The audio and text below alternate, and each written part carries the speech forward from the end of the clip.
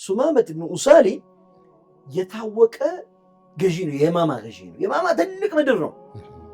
ሂጃዝ ከሚባለው አርደል ሂጃዝ ከሚባለው ከመካ ከመዲና ውጭ ያለው ነጅዱን ይዞ ጠቅላላ የማማ በወቅቱ የማማ ገዢ ነው። የአላህ መልእክተኛ ባልደረቦች እንደሱ ያሰቃየ ከባድ ሰው ነው። በመንገድ ሲያልፍ ሁሉ ይገላል። በጣም አስቸጋሪ ሰው ነው። አሁን ይህን ሲያደርግ የአላህ መልእክተኛ ባለበት ይገደላሉ። በመዲና ድንበር ላይ የሚጠብቁ ሰዎች አንድ የሚጠብቁ ሰው አለ። ማን? ሱማማ የሚባል ሰው ግን አያውቁት። ያው አንድ ቅፍለት፣ እሱ ደግሞ ትዕቢተኛ እልም ያለ ትዕቢተኛ ነው። በመዲና በኩል የሚያልፍ እንደምጨራሽ ቅፍለቱን ይዞ ሲያልፍ ሳያስበው ተያዘ። አመጡና የአላህ መልእክተኛ መስጂድ ላይ የተያዘ ሰው ነው በመዲና ስለሚሉት አሰቡት። ማን እንደሆነ አውቃቸዋል። መጣላቸው። ለእኔ በጣም የሚገርመኝ የአላህ መልእክተኛ እሱንም ማወቃቸው ነው። በና ዳዕወተው ማለት ነው። ዘካ ስትራቴጂ ምናምን የምትለው ነገር ታውቃላችሁ ማን እንደሆነ? ያን ጊዜ ሰይፉ መዘዘ መጣላት። አይ በቃ አለፋላት በአይንደክ ያሱማማ እስቲ ምን ትለናለህ ሱማማ? ከዛ አሁን ይሄ ሰውዬ ምንድን ነው ማድረግ ያለበት? ዝም ብሎ በሰዋዊ ነገር ይቅርታ አፉ ወኩን ኸይራ አይደለም፣ ወኩን ኸይራ ኺዚም አይደለም፣ እንደው በገር ብትይዘኝ ነው ማለት ያለበት። እሱ ምን አለ? ተቅቶል ለዛ ደሚና ብትገድል ወፍራም ደም ያለውን ሰው የገደልከው ጀግንነት እዛ ድረስ መጣል።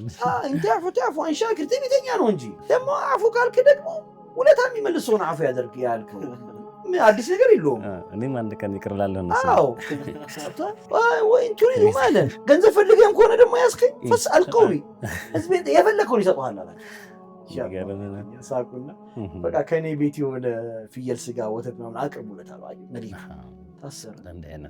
ሁለተኛው ቀንም ላይ በአይነክ ያሱማ ማለት ራሱን መለሰላቸው። ተቅቱል ዛሬ ወፍራም ደም ያለው ሰው በኋላ በቀል ይመጣል ማለት ነው። ጎርፍ ይዞ የሚመጣ ደም ማለት ነው። ያስፈራራ። ሶስተኛ ቀን ተመሳይ ነገር መለሰ። የአላህ መልእክተኛ ሰለላሁ ዐለይሂ ወሰለም ቱታል ይላል ነፃ ለቀቁት። የአላህ መልእክተኛ በነፃ ለቀቁት። ሱማማ ግን ከመዲና ወጥቼ ይላል ግራ ገባኛል። ማንም ሰው ይሄን ሊያደርግ አይችልም። አዋጅ ወጣበት ሰው ነው። ወንድ እኮ በጣም ማንም ሰው ይሄን ሊያደርግ አይችልም። ኢላ አን هذا الرجل ነብይ ተመለሰና ሙሐመድ ሆይ አላቸው፣ አንተ ማለት እኔ ዘንድ አለ የመጨረሻ በዱንያ ላይ የተጠላው ፊት ያንተ ፊት ነበር። صار وجهك احب بالوجوه الله اكبر ፊትህ ከፊቶቹ ሊያማረው እኔ ዘንድ ያንተ ፊት።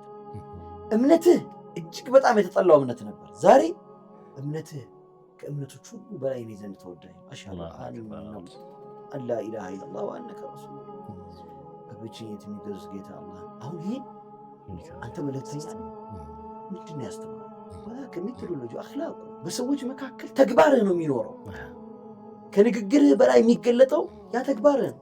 የአላህ መልእክተኛ አብዱላህ ብን ሰላም ምንድን ነበር ያሰልምሃል? ዛኪሁ የአላህ መልእክተኛ የመጀመሪያ ንግግራቸው አለ ያ አዩሃ ናስ አፍሹ ሰላም አጥዒሙ ጣዓም ወሰሉ ቢለይሊ ወናሱ ኒያም ተድኹሉ ልጀነተ ቢሰላም። ይሄ መዲና የመጀመሪያ ንግግራቸው ማለት የሰላም ጥሪ ነው። በህዝቦች መካከል ያለ የተሳሰብ ጥሪ ነው።